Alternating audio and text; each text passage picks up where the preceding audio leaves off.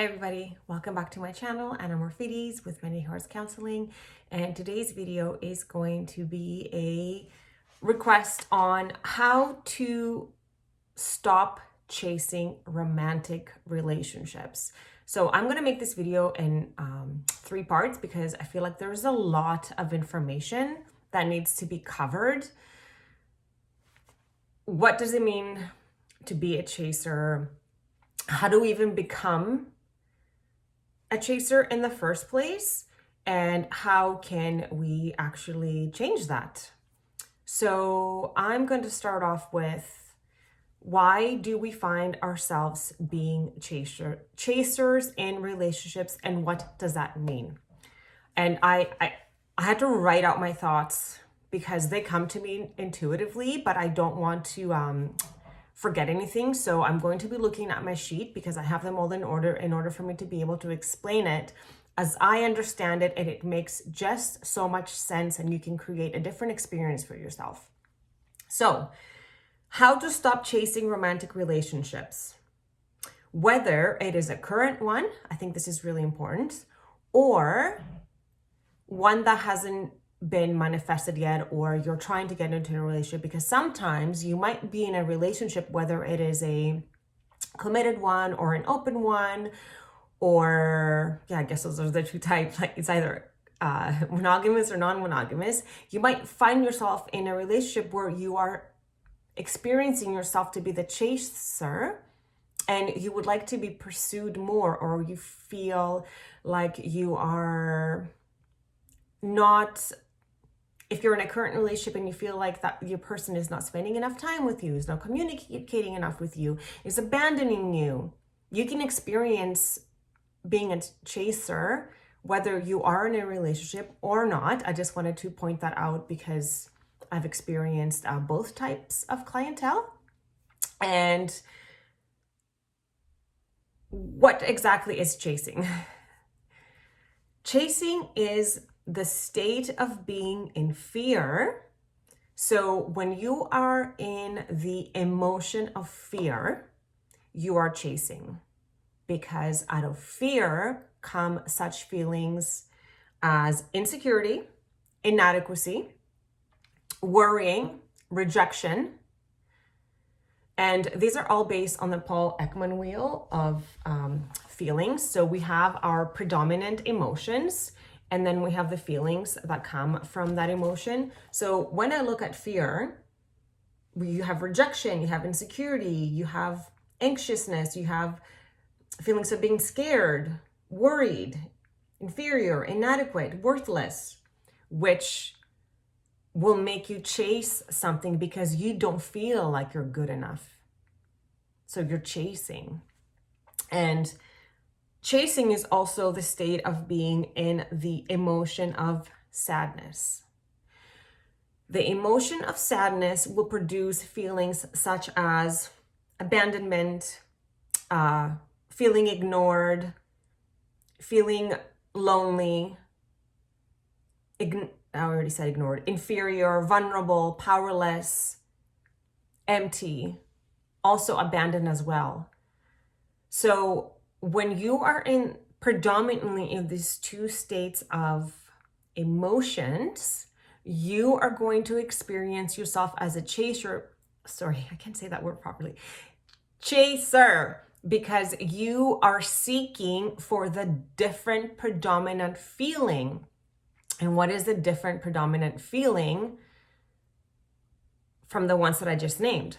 Secure, sought after, pursued, perhaps even chased, but not in a bad way, just pursued, fulfilled, wanted, desired, cherished.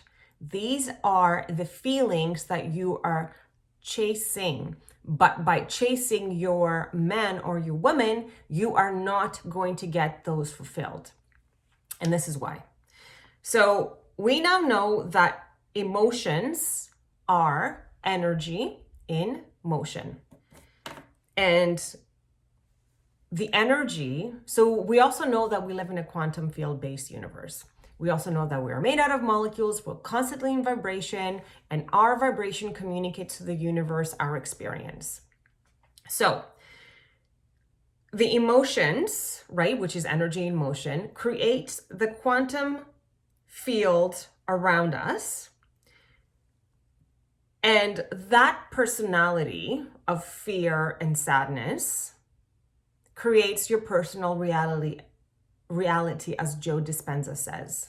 Your personality creates your personal reality. So if your personality is that one of fear and sadness and feeling anxious and worried and ignored and abandoned, that will be your personal reality. And because energy is neither created or destroyed, we can't make those feelings go away, but the good news is we can transform energy. This is the beauty of energy. You can transform it. So you can take it from being negative into something positive. And it is simply just the law of physics and chemistry. Energy is neither created or destroyed, but it can be transformed. And now we know that emotions come from thoughts. The whole basis of cognitive behavioral therapy is based on this concept. Your thoughts will create your emotions, which will create your behavior. And because our thoughts influence our emotion, what is our thoughts then? So when you enter a relationship or you are already in a relationship, what are your thoughts that you predominantly have? And a lot of times we're not even conscious of our thoughts. We have 40 to 60,000 thoughts a day. And remember that we are not our thoughts. We are the ones that get to listen to our thoughts, and we are the ones that get to choose which thoughts we want to hold on to, or what thoughts we want to discard, or what thoughts we want to change. So I've heard this analogy before, and I think it's really beautiful. Picture yourself to be a bystander on a really busy highway. So you see all these cars coming through, and say the blue cars are the cars that carry the emotion of sadness. Red cars are the cars that carry the emotion of fear. Yellow cars are the ones that carry the emotion of joy. White cars might be the ones that carry the emotion of disgust. I'm kind of tweaking this analogy a little bit, but I kind of like where this is going. So you get to see all these cars go by. Now, it is your choice what car you want to get into. When you see a blue car go by, you don't have to get into it. You can simply just watch it go by. And that car might have a sign that comes with it, which is a thought. You don't have to engage with that thought. You're the one that is witnessing, so just let it go on by. Don't resist it, right? Because if you resist it, it's just gonna still stay in your vision. Allow it to go by. Let it go by. Out of the highway, out of your sight, out of mind. Let it not be there.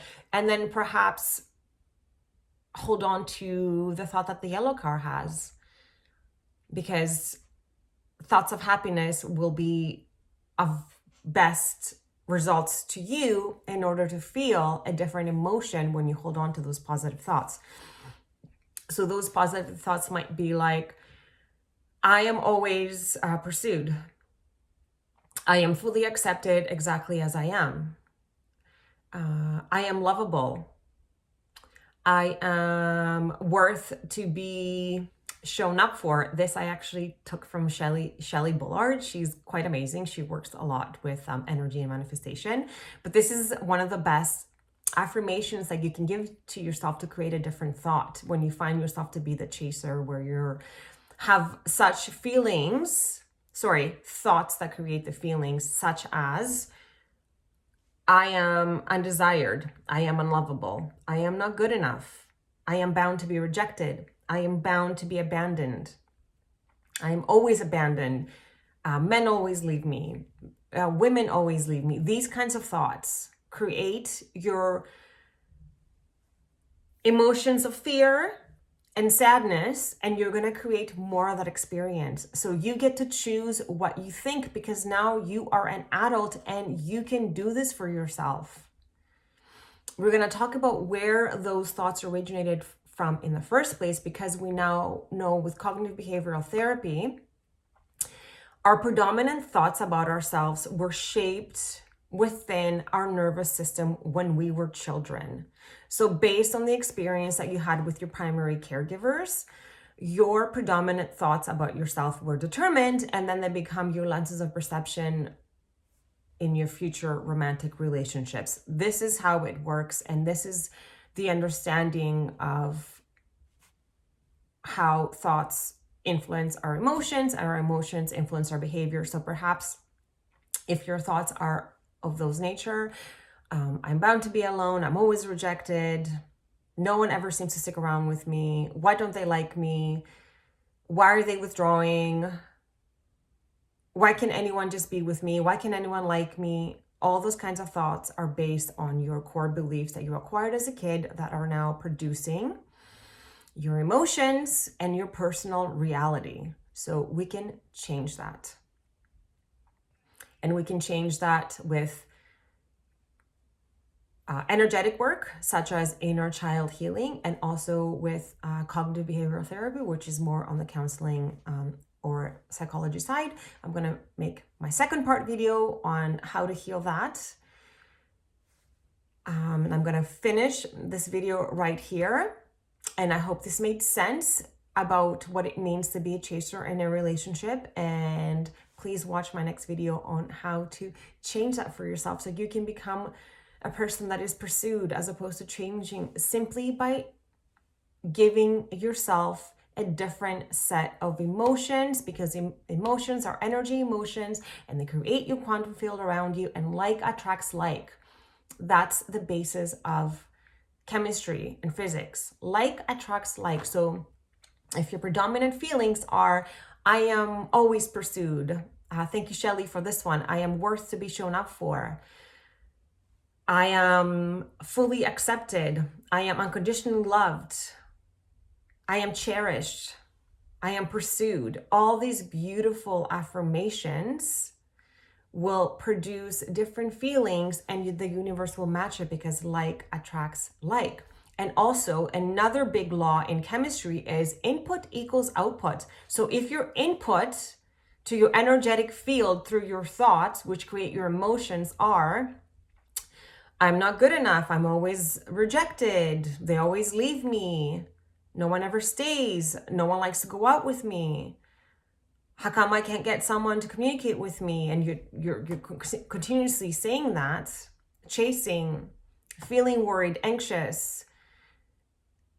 You are creating, that's your input. So you're creating the output right back to you. Input equals output. So the output of life that will come back to you is what you're putting into it. And then of course, because it's thoughts, emotions, and then behavior. If your thoughts are, I'm always rejected, I'm always left behind, I'm never pursued, why do they always leave me? Then your behaviors are going to be the ones of chasing. Then you're going to be maybe texting a lot, maybe you're going to be calling a lot, you're going to be worrying a lot, you're going to be trying to manifest a lot, you're just going to be doing a lot all the time, because you're going to feel worried. So your behaviors will match your predominant emotions and your thoughts and your feelings. And believe me, I have been there. I have done all of the above, because as a child I was abandoned, and I have anxious attachment. And yeah, I guess those were the two predominant things that shaped my personality. So I lived in fear and sadness all the time, because I never experienced any different as a child. And until I learned to heal it, it was only then that I was able to create something different for myself. But it was not easy to heal, but it was not impossible to heal. And if I can do it, anyone can do it. I promise you this. So please stay tuned for my next video on how to heal your chasing ways of being. as always, with my love and gratitude, I'm so grateful for all of you for watching, your continuous questions, your support, your subscriptions, your likes, your comments. It makes me just so fulfilled. And I wish you tons of joyful manifestation and positive thinking in this wonderful journey called life. It doesn't feel so wonderful at times, but it's all a choice that we make. Remember, you can always choose your thoughts, and you're constantly manifesting. So since we're constantly manifesting anyways, and if our predominant state of thoughts are, I'm always being left behind, no one ever likes me, why don't they want to take me out, why are they withdrawing, why are they being like this, you're manifesting that anyway. So why not choose different set of thoughts so you can create different emotions, so you can manifest something different. I'll see you in my next video.